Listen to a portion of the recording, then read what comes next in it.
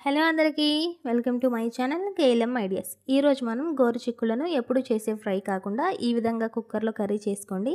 అన్నం చపాతీలోకి చాలా బాగుంటుంది, చాలా త్వరగా అయిపోతుంది, చేసుకోవడం కూడా చాలా ఈజీ. సో లేట్ చేయకుండా వీడియోలోకి వెళ్ళిపోదాం. గోరుచిక్కుడుకాయ కర్రీ చేసుకోవడానికి ముందు మిక్సీ జార్లోకి 2 టేబుల్ స్పూన్స్ వేయించిన పల్లీలు, 1 స్పూన్ కారం, అర టీ స్పూన్ పసుపు, 1 స్పూన్ ఎండు కొబ్బరి పొడి వేసుకొని మిక్సీ పట్టుకోవాలి. పొడిని ఈ విధంగా తయారు చేసుకున్న తర్వాత పక్కన పెట్టుకోవాలి.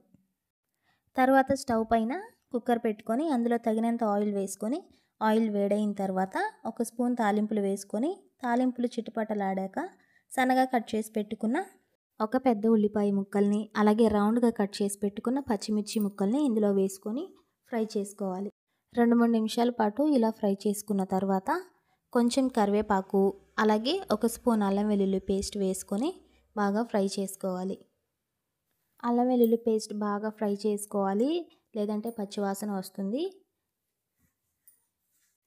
ఇలా ఈవెన్గా అంతా ఫ్రై అయిన తర్వాత మనం ముందుగా వాష్ చేసుకొని పెట్టుకున్న చిక్కుడుకాయలను ఇందులోకి వేసుకోవాలి.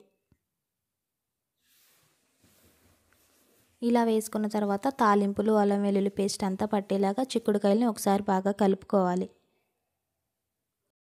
ఇలా కలుపుకున్న తర్వాత 2-3 నిమిషాల పాటు మూత పెట్టి అలా సిమ్లో వదిలేసి తర్వాత మూత తీసి చూస్తే కొంచెం మగ్గినట్టు కనిపిస్తాయి.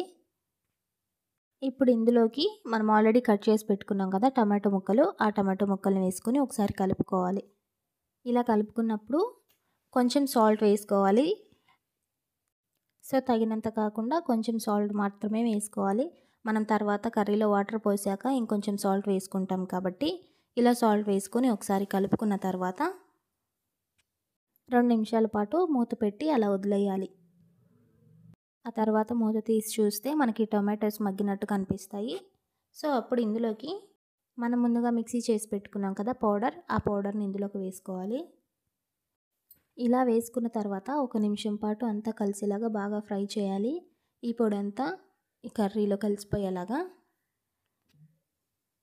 ఇలా కలుపుకున్న తర్వాత మూత పెట్టి 1 నిమిషం పాటు అలా ఉంచి తర్వాత మూత తీసి ఒక పెద్ద గ్లాస్ వాటర్ ఇందులో పోసుకోవాలి. వాటర్ ఇందులో పోసి కలుపుకున్న తర్వాత ఇప్పుడు మనం మళ్ళీ సాల్ట్ వేసుకోవాలి. ఆల్రెడీ కొంచెం ముందు వేసుకున్నాం కదా, ఇప్పుడు మళ్ళీ కొంచెం తగినంత సాల్ట్ వేసుకొని కుక్కర్ మూత పెట్టుకొని మీడియం ఫ్లేమ్లో ఒక 3 విజిల్స్ వచ్చే వరకు ఉంచుకోవాలి. అలా ఉంచడం వల్ల చిక్కుడుకాయ బాగా మెత్తగా ఉడికిపోతుంది, కర్రీ కూడా పర్ఫెక్ట్గా మనకి రెడీ అవుతుంది.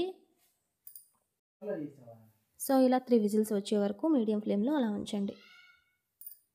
ఇలా మనకి 3 విజిల్స్ వచ్చిన తర్వాత ప్రెషర్ అంతా పోయేలా చూసుకొని, ప్రెషర్ అంతా పోయిన తర్వాత మనం మూత తీసుకొని చూసుకోవాలి.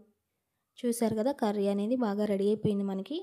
ఇప్పుడు ఇందులోకి 1 స్పూన్ గరం మసాలా, కొంచెం తరిగి పెట్టుకున్న కొత్తిమీర వేసుకొని బాగా కలుపుకోవాలి. గరం మసాలా అంతా కర్రీలో కలిసేలాగా.